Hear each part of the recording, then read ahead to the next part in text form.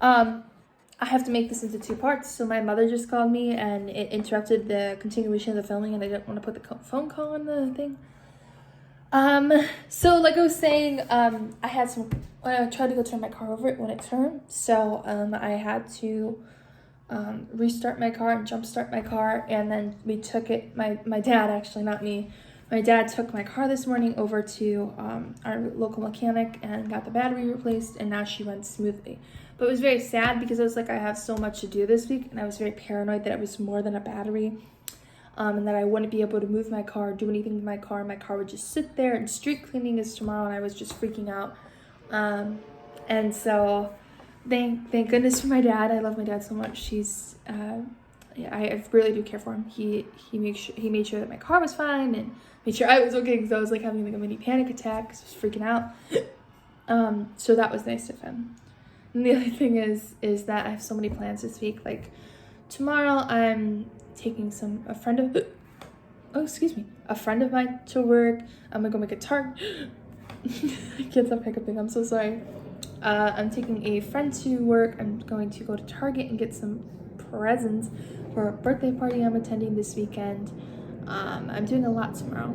And that's just, I'm gonna get my mani-pedi with my dad tomorrow. And yes, we get mani-pedis together. I get my nails and toes painted. He gets a manicure. It's like our father-daughter thing. Like most father-daughters have something like monster trucks or beaches or whatever it is, and that's our thing. So yeah. And so that'll be tomorrow. Wednesday, I'm doing something. I forgot what I'm doing Wednesday. Thursday, I'm gonna go take my grandmother to the doctor and do some stuff with her. Friday, more prepping. Saturday, I'm gonna meet my cousins up for lunch in the early morning between 11 and 12. And then at 2 o'clock, I have a graduation party for my favorite twins in the world. It's very belated, but we're gonna go celebrate that. And then Sunday, I'm going to church again for the first time since March of 2020. We're gonna go to church for the first time, so I'm excited for that. And then the cycle continues and it repeats. So that's what my week kind of looks like. We'll kind of break it down each day. I did want to mention too a little bit about Hawaii stuff. So I told you guys yesterday that I would talk a little bit about Hawaii, or Hawaii is actually how it's pronounced. The W is pronounced as a V. Hawaii.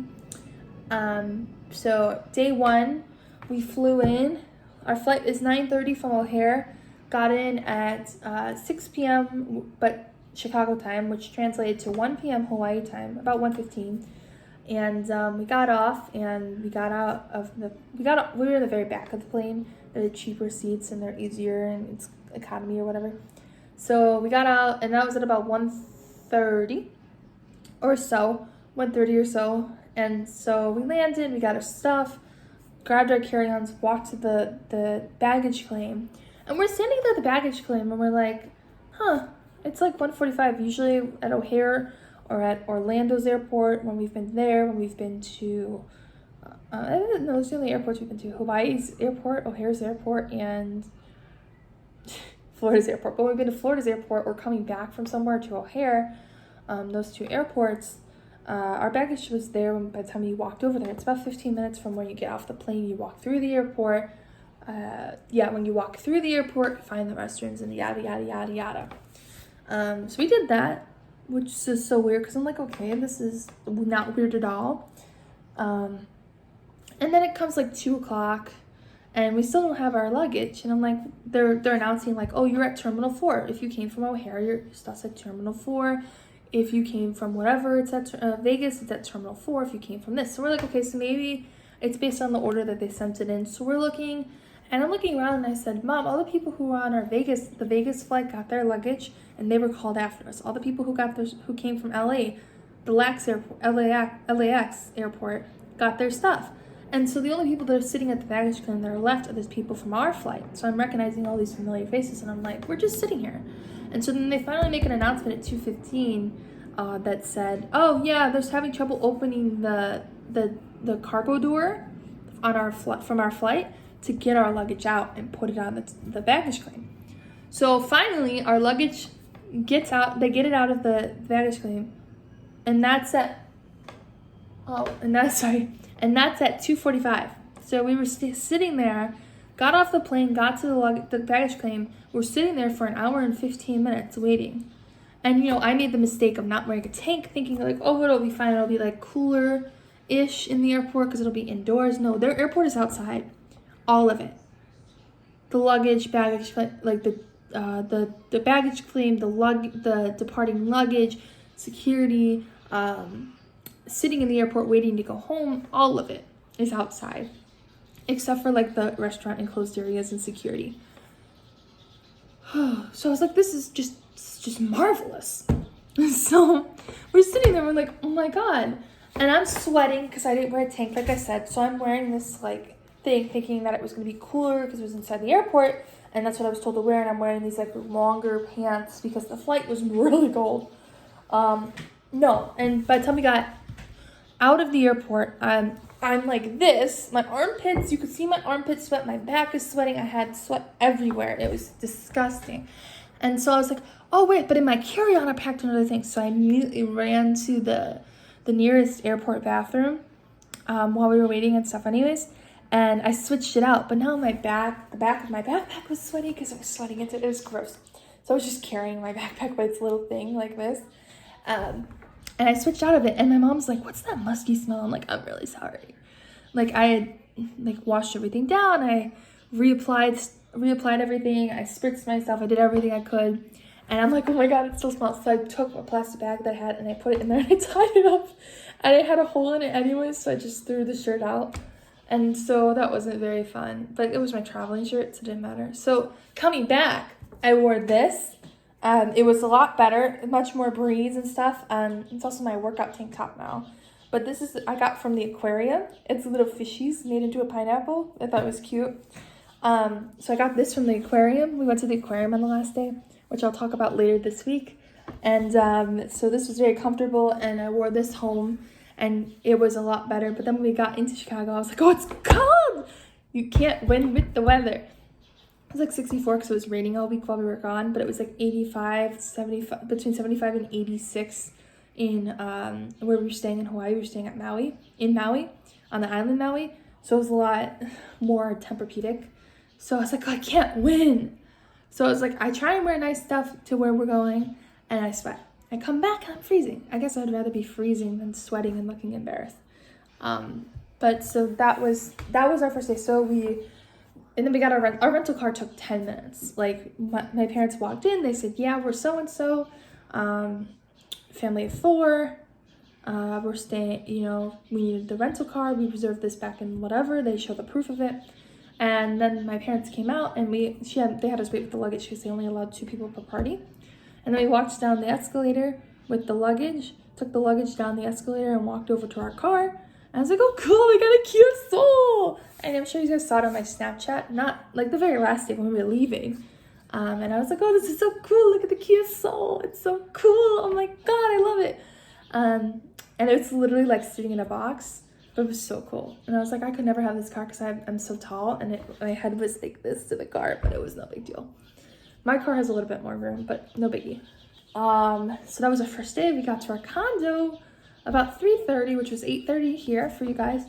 And yeah, we got to our condo and it's so nice. I had my own room. It was great because originally I was supposed to share because our grandparents were going to go and then they couldn't go. So then my mom didn't want to cancel that because it was the only place that was available that was left. So it was a 3-bedroom complex. Noah got his own room. I got my own room. My parents both had their own rooms as well. There was 4 rooms apparently, like a mini pull-out thing with inside a smaller room.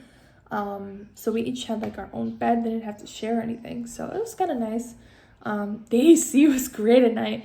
There was individual ACs in each room. So I had my own individual AC that I could control to my own temperature. And I like things really, really, really like frigid cold when I sleep. So I turned the AC and cranked it all the way up and put it at like the lowest, like cranked it all the way up, but put it at like 55, 60, whatever at night. And my mom would always walk in and be like, it's freezing. And you'd walk out and it was like warm in the main area or warm-ish. And so I was like, I made a good choice because I like to do that. But I would bundle myself under like all these covers and it was great. And it's much better than here in the summer. I have to open windows and I have to turn fans on and stuff. There's an individual AC thing. We have one AC in this house that controls the entire AC or flow of air unit. Versus there was like individual ones, which it's like that all year round. So that was nice. We immediately got back, we unpacked, then we all went to Costco and got stuff, came back. Also had dinner, or dropped our dinner off, and then we ran across the street, down our thing, ran across the street to go see the sunset. Because by the time we got back, unpacked and did stuff, it was about 6:45. Sunset's at 7:10. We had to walk across the street and find a good spot. And every single night we made sure, no matter what, if we were in the middle of something, we were doing whatever, we're like, oh, we'll have dinner after or before, whatever. We always made sure that we were back in time to run across the street and go see the sunset. And so that's the collection you see on my Instagram, the 10 different sunsets from the 10 nights that we were there, which was amazing. And the one day we got to see a sunrise. So that was day one. And then, so that was kind of our arrival story to Hawaii. So I was very happy to be there. It was a great experience. I enjoyed being there. I'm sad that I'm home a little bit, but I'm also happy to be back because I did miss my friends. I missed my car. I missed Charlie. I miss sleeping in my own bed, even though the humidity is just not it. I missed a lot of things here, but there's a lot of cool things in Hawaii. You don't really get to, you can get up and see a Chicago sunset, and get up and see a Chicago sunrise and a sunset, but it's not really the same as standing on a beach with the sand between your toes and the ocean water coming up onto your feet to rinse you from the shore. And you're standing out and you're looking out in front of you and you're seeing the water reflect off the sun as the sun slowly fades from yellow to orange to like a pink and then finally dissolving into the clouds. And it's so pretty. And I miss that the most, I think. But it's nice to be home with family and friends and be home to be at parties and be back because I know a lot of my friends were waiting for me to come back so that we could celebrate their birthdays and their grad parties and their wedding receptions. And so I'm excited to be back and go to all of those, but I definitely do miss the sunsets the most, I think. So, with that being said, I had to split this into 2 parts though, but I will post this, and tomorrow we're going to discuss Hawaii Day 2, which is the Road to Hana. So I'll discuss that. I have a whole itinerary. I'm going to discuss every day something that we've done. But yeah, tomorrow will be Road to Hana, which is actually a really cool thing. It was a really cool story, and it was really a lot of fun, and it was very scenic, and something that I definitely recommend if you go stay in Hawaii, specifically Maui. It's a great trip. It's an all-day trip, but it's a great trip. There's food along the way. There's waterfalls to jump in. There's hikes to climb. There's national forest parks where you can see bamboo and pandas. Not a lot, but a few. They're kind of enclosed off, and cows and surfers and sea turtles, like there's so much fun. So yeah, that'll be tomorrow. But in the meantime, Charlie's sitting over here begging me to go outside, so I'm gonna let him outside.